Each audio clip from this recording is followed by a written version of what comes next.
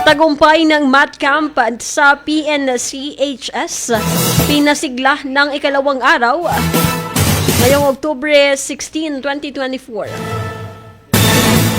Ang buong detalye ng balita nasa linya si Megapo Patrol number 24 SM Alvin Lozano. Bicol Network News Report!